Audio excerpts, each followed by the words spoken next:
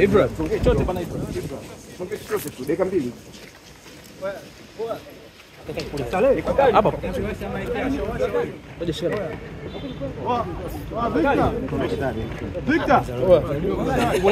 Tari.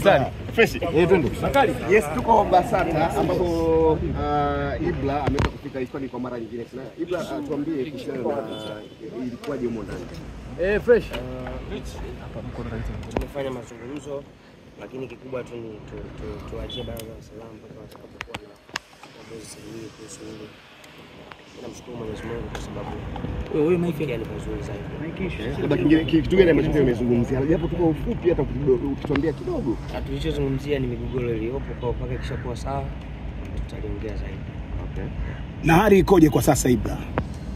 Hali ni kama hivyo ilivyo kwamba tumewaachia uongozi wa baraza la sanaa wanalishughulikia. Ulizuiliwa kuachia kazi yote ya sanaa lakini naona endelea kuposti video. Ibra.